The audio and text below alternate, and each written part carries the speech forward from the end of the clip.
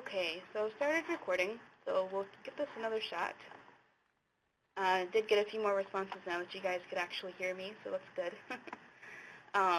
Looks like so two of you have actually reviewed the changes tab, and that's really great. That can really save you a lot of time versus going to the help desk every time and try to locate your item's location. That's something that we're going to be talking about today. And it looks like most of you have never done a change request. Today we are going to be talking about the changes grid and a little bit about sync changes. Tomorrow we're going to be talking some more about sync changes as well as doing some manual edit changes. So we're going to learn about some different methods that you can do for change requests.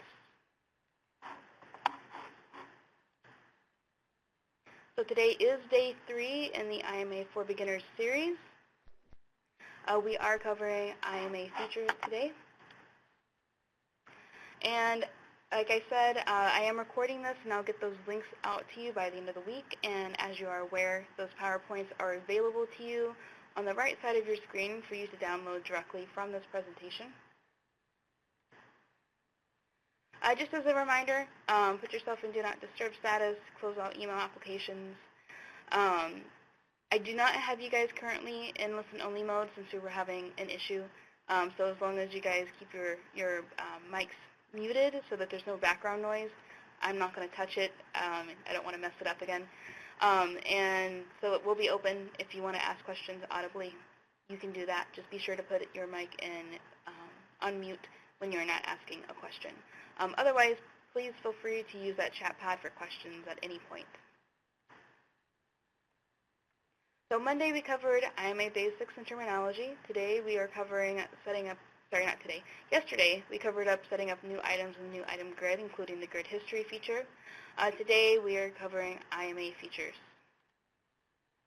So the purpose of this session is to provide an overview of features within IMA that may be required to manage your items. So after completing the session, you will be able to identify all locations of an item in the IMA workflow, explain how to access and approve returned items and pending change requests that require vendor approval, and demonstrate how to use the changes grid and identify errors that result during the syncing process.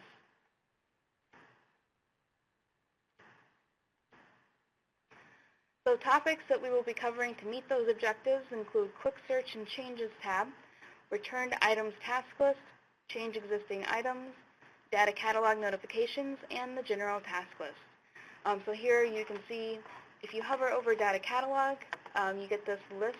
Yesterday we covered this. We covered the new items, and then we also covered this grid history. So today we're covering this returned items, change existing items, and data catalog.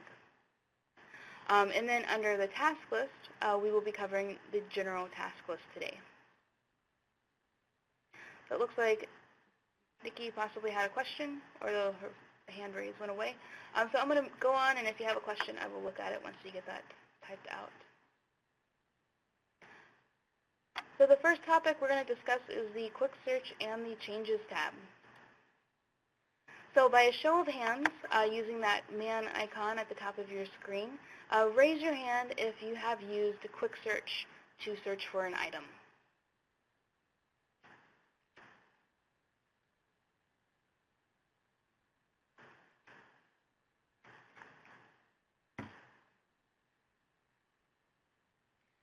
So what is Quick Search?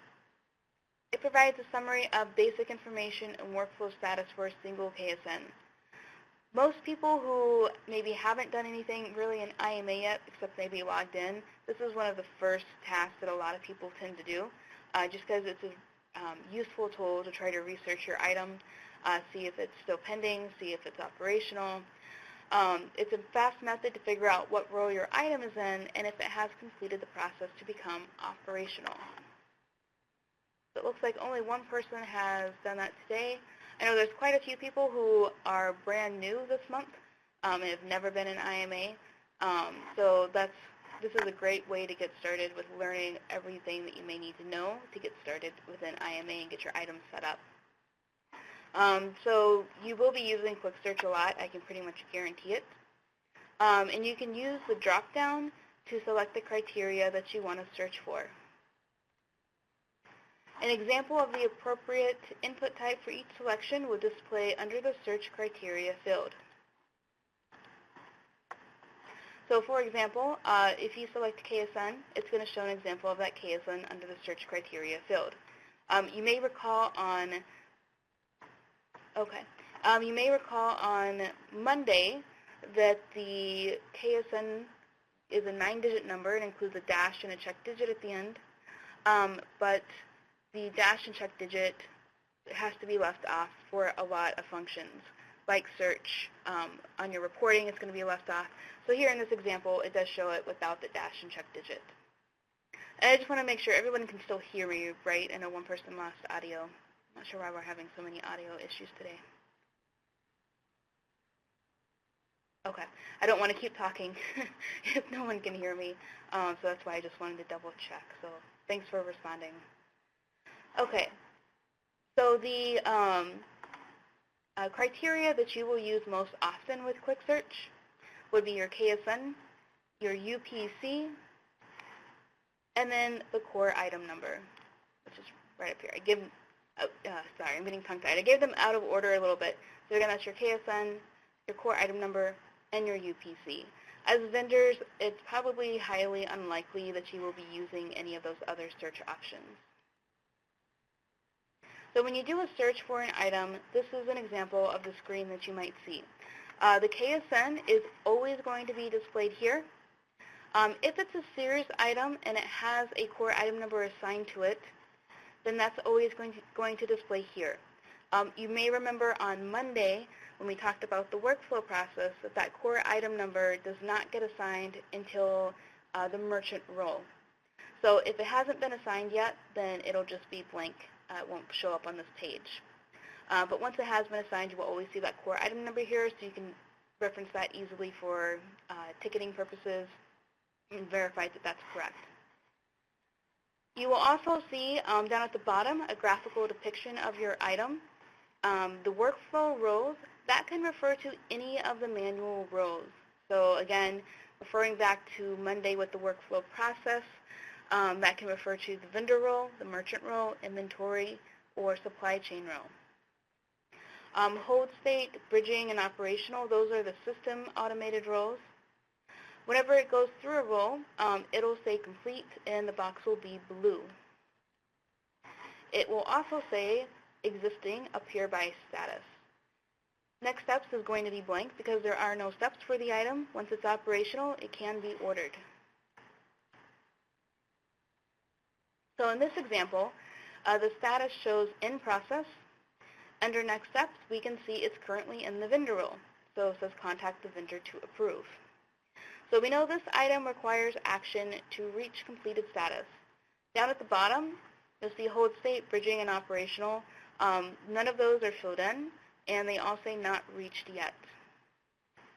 For workflow rows, that's green, and it actually has the date that I first entered the workflow roles. Once hold state would turn green, it would have the date that it entered into hold state, and so forth.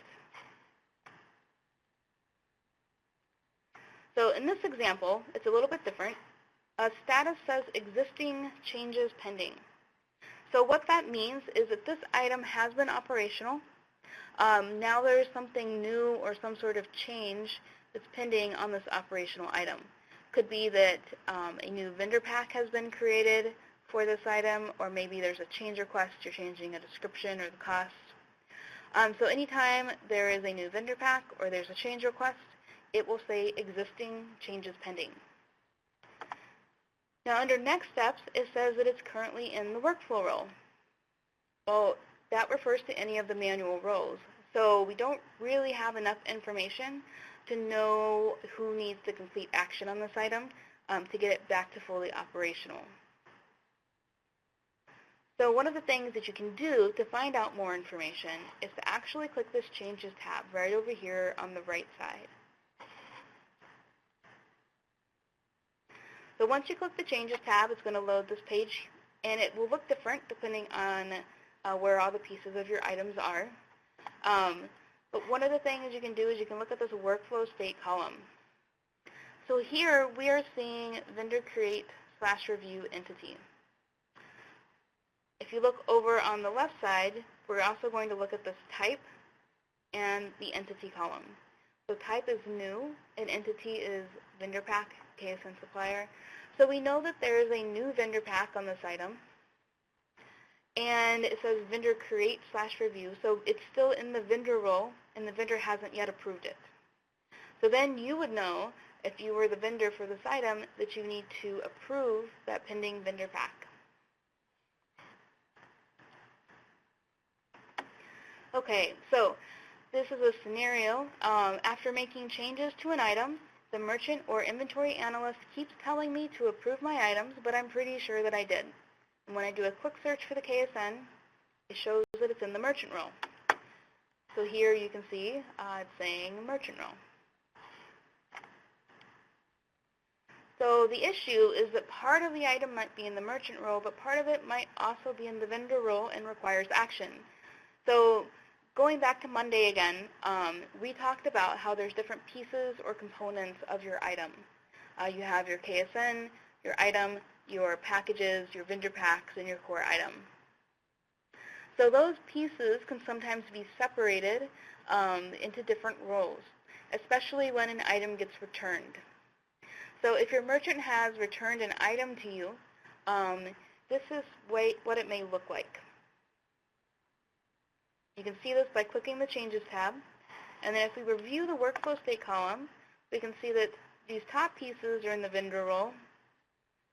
There's some more in the vendor role here, and then there's two pieces at the bottom that are in the merchant role. And it looks like there's pretty much all of the components of this item are existing, and all of them say new. So this is still a new item that's in the setup process, and it looks like the merchant returned it to the vendor role.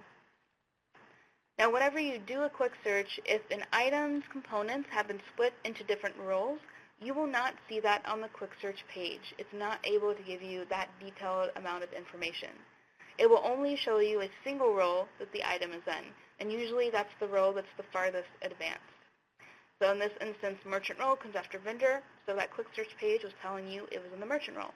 But really, it was returned to you, and you do need to reapprove it in order to get that item back to operational. Just remember that orders cannot be made until an item is operational. All right, so we're going to look at another example. This is something you may see, changes existing pending. It's currently in the workflow role. And one of the possibilities you might see is this. The item has change request pending approval in the vendor role. So how do we know that? If we look at the type column, we can see change. If we look at entity, we can see vendor pack.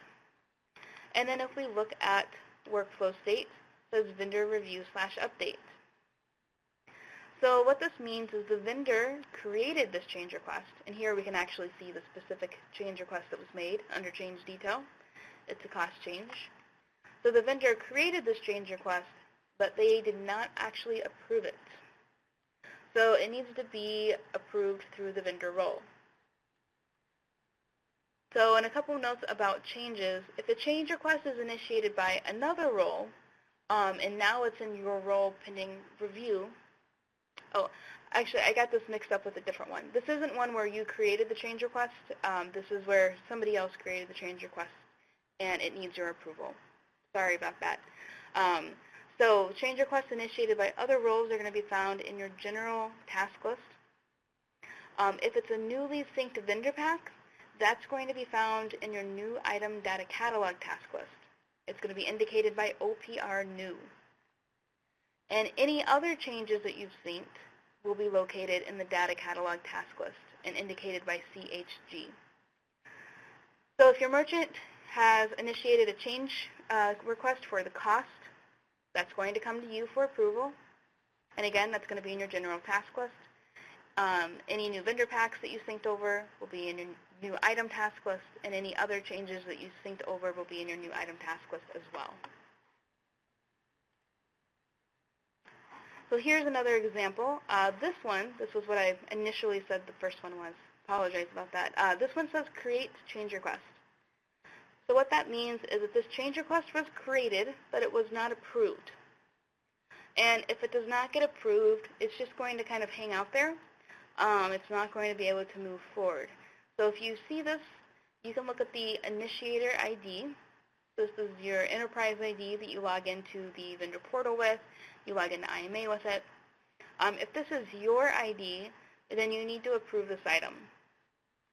If it's somebody else's ID, then you can reach out to them if you recognize that. Maybe it's your coworker that works with you at your company. Maybe it's your buyer. If you don't recognize this ID, you don't know who it belongs to, you can reach out to IMA Help, and they will help get in contact with whoever created this change request so that it can be either approved or deleted. So if you were the one who did this, the way that you would resolve it would be that you would click the Workflow tab, which is right here, and then you would approve the change request.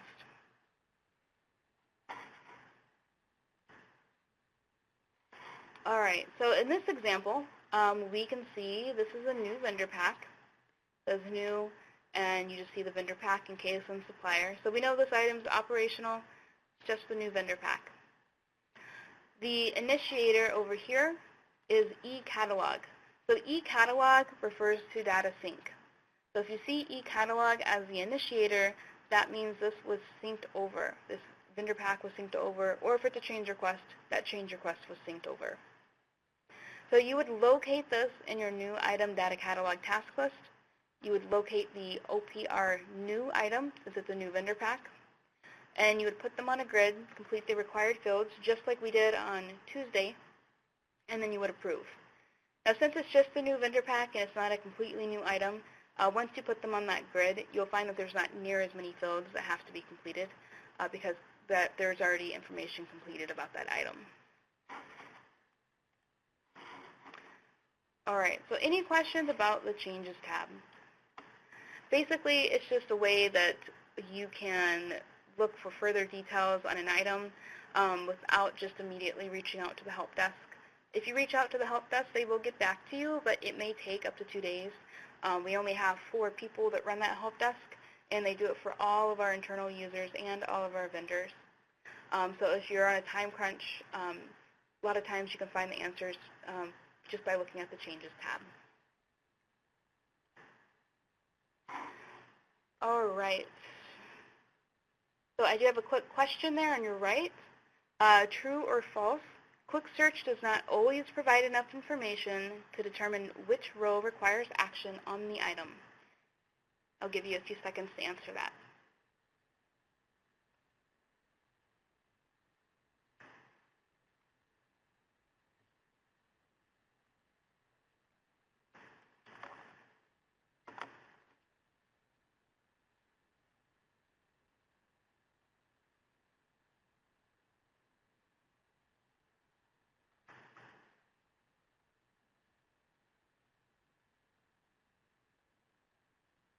Okay, I'm going to go ahead and end the poll.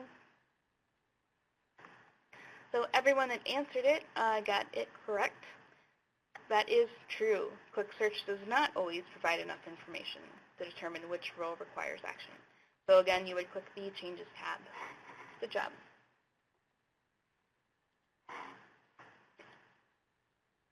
All right, so now we're going to move on to the returned items task list.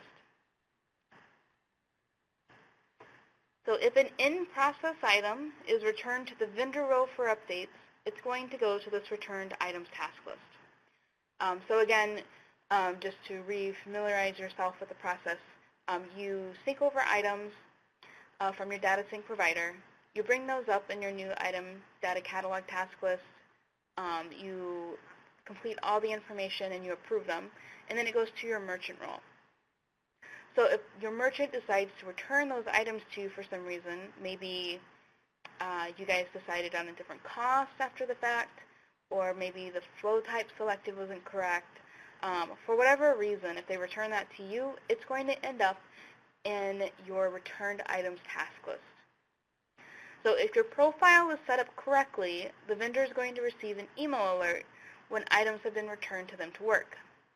So if you're not currently receiving the email alerts and you know that you have had items returned to you, and you would like to receive those alerts, you can contact IMA Help at searshc.com, and they will help you get set up so that you do get email alerts.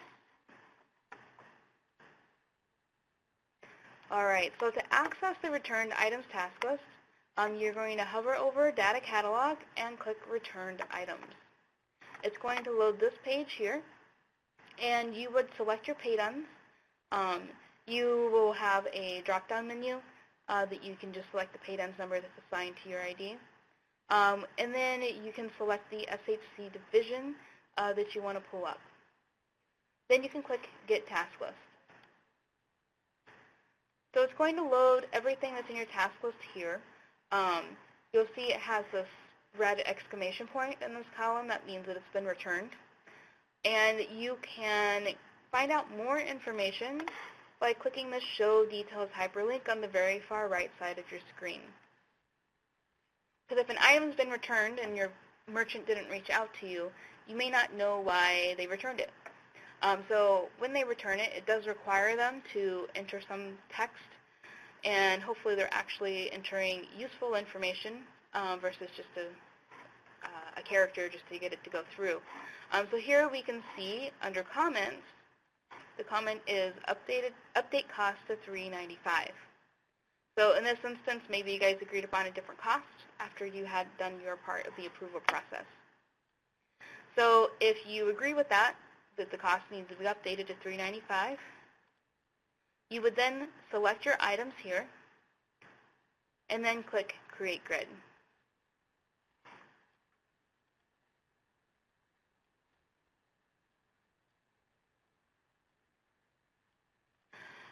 Then you have to actually enter a grid name. So I know previously when we did the new item grid, it actually did not require you to enter a name. It named it by default. And you can enter whatever name you would like to for your return items task list. Basically, any other grids that you do besides the new items grid is going to require you to name it.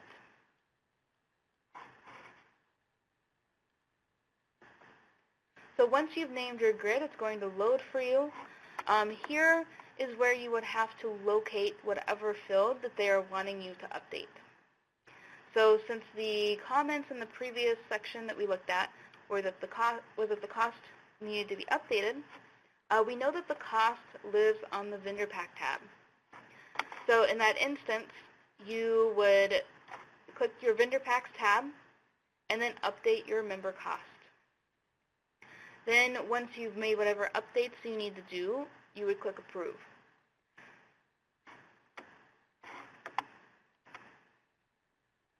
And then you would go through the new grid, your grid history process that we did yesterday.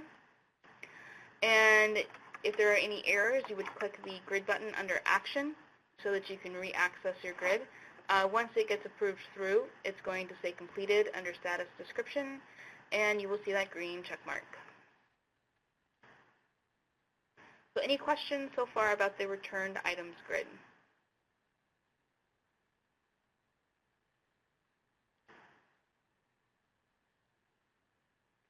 All right, then we're going to move on to change existing items, otherwise known as the changes grid.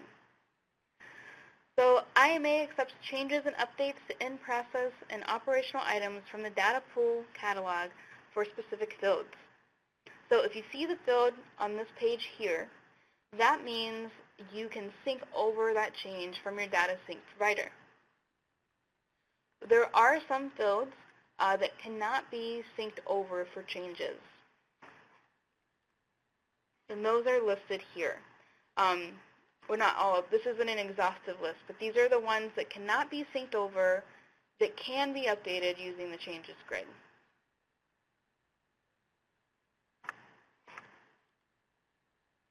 So what's really nice about the changes grid, just like the new item grid, you can process up to 50 items at a single time. With the changes grid, you can also process up to 50 items. So you can do multiple change requests for 50 items at a single time. If you're doing manual edit, you're doing it one by one by one.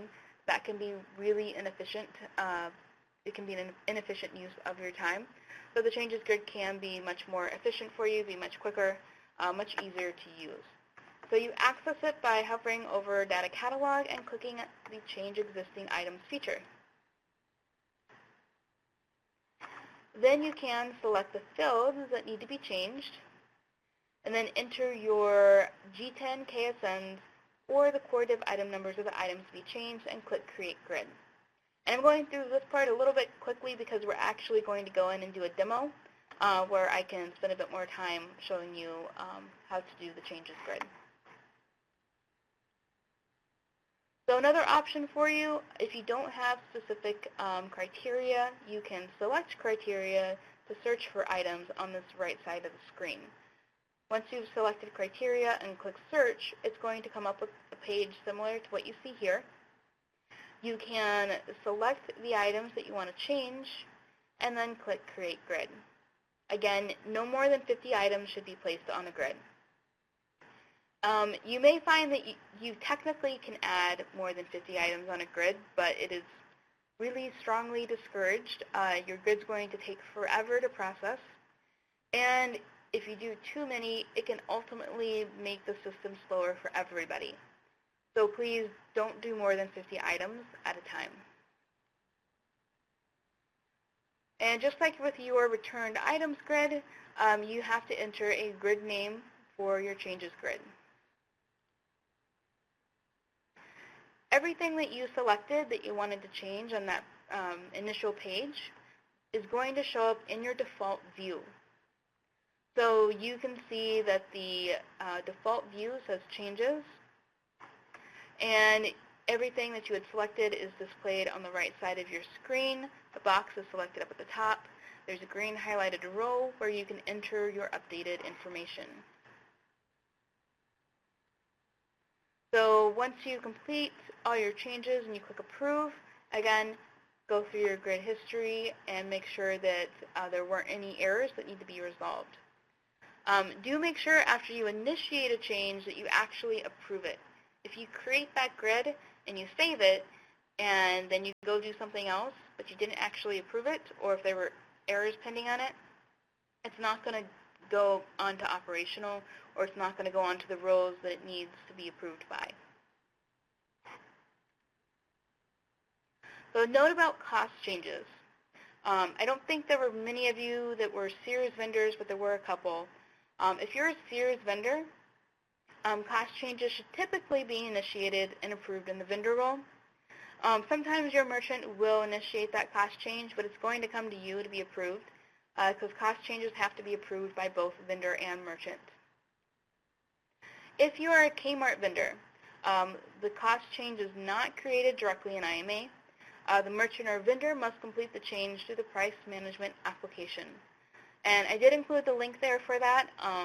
Up until a couple months ago, I didn't think that vendors ever went into this application. I thought it was only done by merchants. But then I learned that sometimes vendors do work in this application. So I included the link for you as well as an email that you can reach out to if this is an application that you're going to be working in. You can also reach out to your merchant team if they are wanting you to get into this application. All right, so now we are going to do a demo. So give me 1 second to get my screen to share.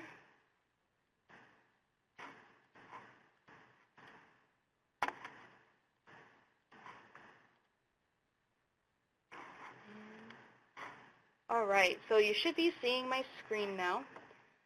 So to access the changes grid, we're going to hover over Data Catalog and click Change Existing Items. And it's making me log in again. Wrong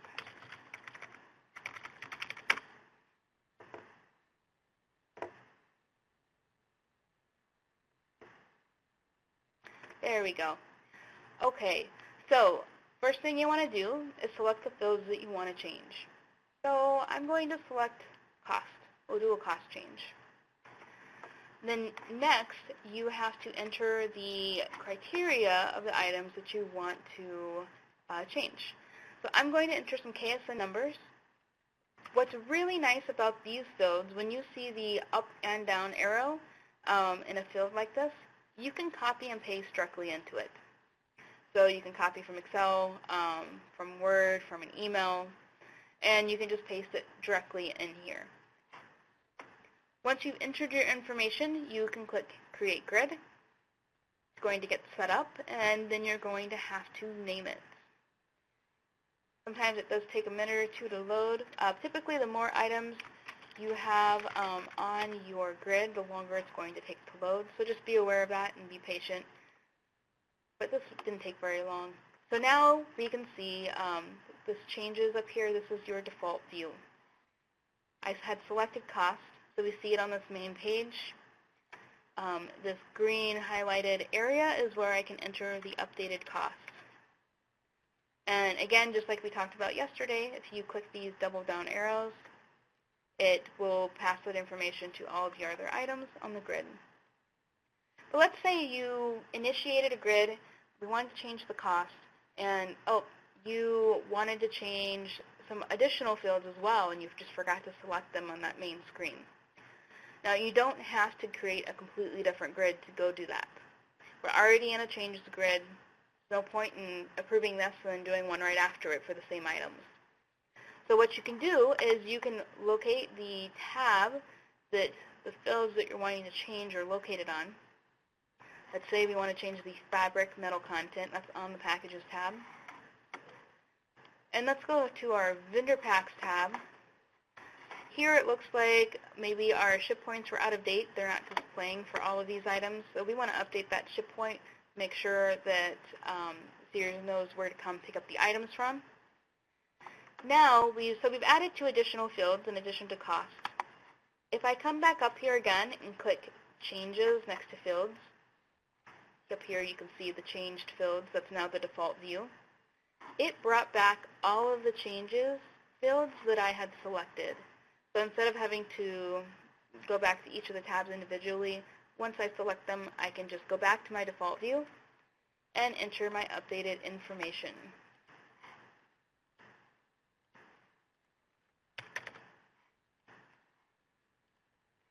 Here we'll select a new ship point and copy that down. I don't know why I missed that one. Okay. That's weird. Okay, we'll chalk that up. Sometimes the training environment can act a little funky at times, so it's probably something with the training environment. It's not letting me select that. Normally it would. If you ever run into something like that, you can always reach out to IMA help. It might be an IT issue, so don't go crazy trying to figure something like that out. But in this instance, training environment, they were doing deploys all the time, so it can be a bit unstable. So once you've entered all your information, you're going to go ahead and click Approve. And it actually told me the warnings here. That's a bit unusual. Usually it loads the grid history page, and that's where you can view your errors. It doesn't normally hold up items because of warnings, because warnings can be ignored. So here, we're going to ignore that because warnings can be ignored, and we're going to try clicking Approve again. That shouldn't happen in production. It's a little bit different than the normal process. I think they were doing a deploy yesterday, so I might need to contact them so they can reset it. So again, it's going to be reloading this page for your grid history.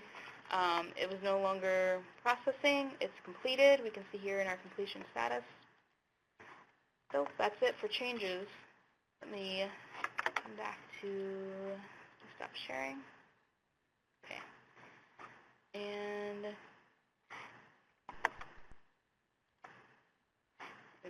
while I'm bringing my PowerPoint back up, do you have any questions about the changes grid?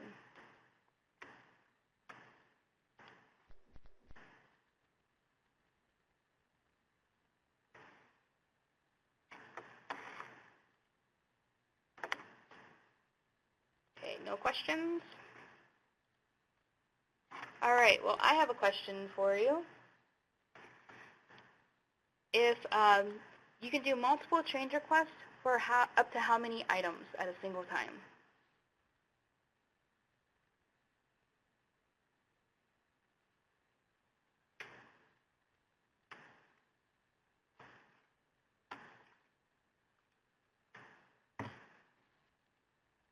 All right, great job. You guys got it right. You can do multiple change requests for up to 50 items at a single time in the changes grid. Great job. All right, so if you have no questions about the changes grid, we're going to move on to the next section for data catalog notifications. The data catalog notifications page will inform you when new items fail to load during data sync. Changes initiated via data sync are either successful or fail, or if your items have been changed or deleted by an internal role. So this is in regards to those of you who are data catalog vendors. Like I said yesterday, if you work with a data catalog provider and you're brand new to this, you will have to reach out to your data catalog provider for their end of the process. We don't have access to their systems. They're completely different companies. But we do allow some information to be interpreted through IMA, and that's listed here. So if you've synced over new items and they're successful, you're not going to see any message on this section. It's just going to be in your task list. So those new items will be showing up in your task list. If you've synced over new items and they fail to load, however, that's where you would see information. Additionally, if you initiate changes over, you're going to see whether they are successful or they failed, regardless, on this page as well. And then finally, if you have synced anything over and then it was deleted by an internal role, or if maybe you synced over a change and then that was again changed by an internal role, you would get a notification here as well. So to access it, you hover over Data Catalog and click Data Catalog Notifications. And this is where you can enter your search criteria. So you can use this to really focus your list. It's really common to see multiple lines for a single item, so don't let that confuse you. I would say a good starting point here would be to select your order dones if you have multiple order dones that you work with. Then you would be able to just look at it for a specific order dones. If you're looking for information on just a specific G10, you can enter that here as well. Just make sure if you're entering a ship G10 that you put it in the ship G10 field. If you put that in your retail G10 field, nothing is going to come up, and vice versa. Something else that might be useful if you're looking for information on a particular load date, maybe a sync that you did yesterday or today, this morning, you could enter load dates right here on the right side. So you enter the information that you'd like, and then you can click search, and it's going to come up with your search results. Then you can look at the notification code and notification description columns. In addition, up at the top in the search fields on the right side, you can click that notification code icon to view the code legend. So this is what the code legend looks like. They all start with E and they go 1 through 8. So E1 is that the new item was not able to load into IMA. E2 through E5, E2 through E7, I believe, all refer to change requests that have been synced over. So if you sync over a change request and it fails because of an SHC business rule violation, that would be E2. If your change request was deleted by an internal user, that's E3. If it's returned by an internal user, that's E4. If it's modified, that would be E5. Delete not processed, I believe that's referring to new items that have been synced over and then just deleted. Maybe you guys decided that you weren't going to be going with those items after all. E7, if your change is successful after it's synced over, you'll get an E7. And I think E6 and E8 are essentially the same. Notifications will be deleted after 30 days. So if you are getting a big mess on this page, since there can be multiple lines for a single item, you can actually remove them before the 30 days is up by selecting the box on the left side in the action column and then clicking Remove. Otherwise, they will be removed after 30 days. So any questions about the data catalog notifications?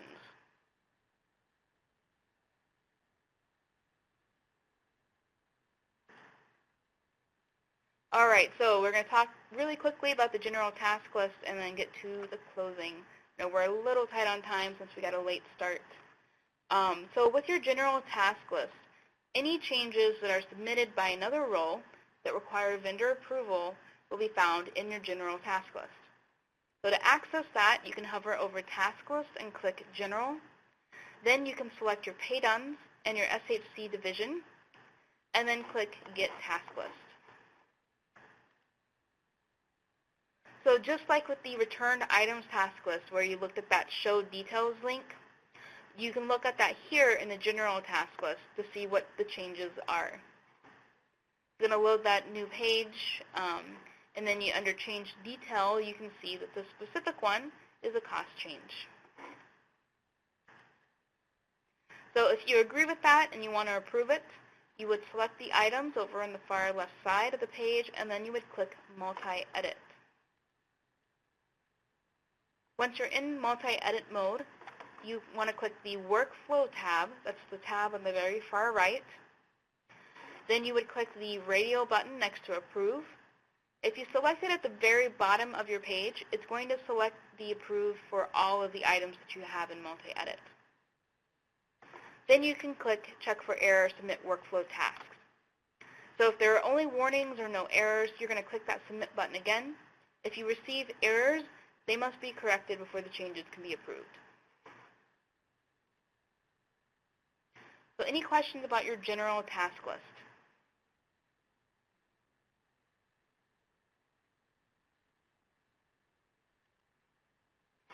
Okay, so I have a few questions to wrap up with, just to have a final round.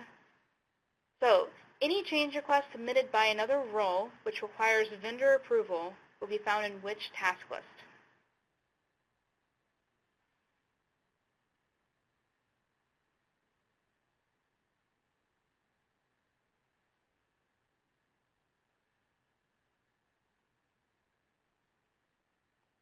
Give you guys about 10 more seconds or so.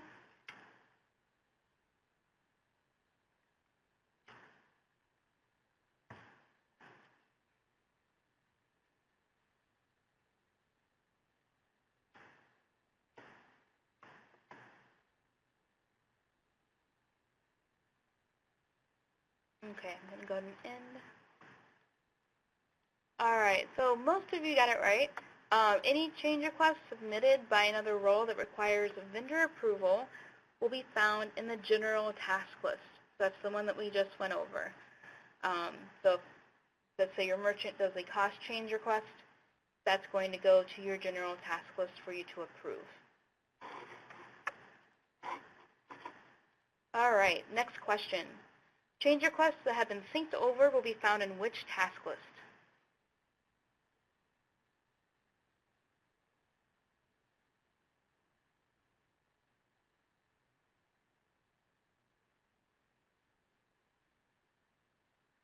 So again, these are change requests that you are syncing from your data sync provider. Those would show up in which task list?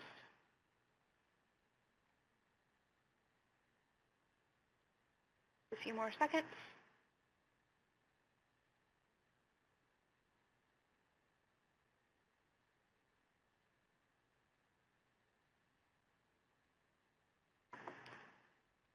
Okay. All right, so about half of you got this one. Change requests that have been synced over are going to be found in your data catalog new item task list. So anything that's coming from your data sync provider is going to be in that new item task list. That could be new items, it could be changes, or it could be new vendor packs.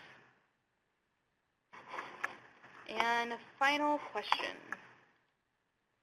If an in-process item is returned to the vendor role for updates, it will go to which task list?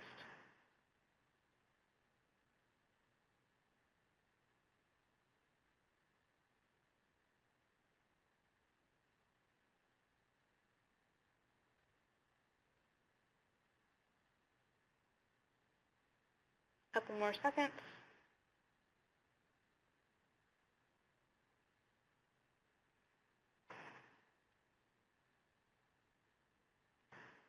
All right, most of you got this one as well. If an in-process item is returned to the vendor role for updates, it's going to go to the returned items task list. So think it's being returned to you, so that's the task list. It's going to end up in returned items. All right, just a couple notes to close, and then we will be wrapped up. Some key points to remember. Quick search is a snapshot of your item, and it may not be accurate with the location of the item. So you should view the Changes tab to view where each component of the item is located. In-process items returned to the vendor role for updates will be located in the Returned Items task list. Change requests for some fields can be synced over from your data sync provider. After syncing, you should approve those changes from the New Item Data Catalog task list. Some changes can be updated using the Changes grid or Change Existing Items feature. Multiple change requests for up to 50 items can be done at once. Review the data catalog notifications for details on items that failed to load during sync or to confirm whether changes initiated via data sync were successful or failed. And finally, change requests submitted by another role that require vendor approval will be located in the general task list. So any final questions? If so, I will stay on the line. Otherwise, I'm sorry for going a couple minutes over, and thank you for being patient with the audio issues. I will see you guys tomorrow. But again, I will be staying on the line if you do have any additional questions. Have a great day.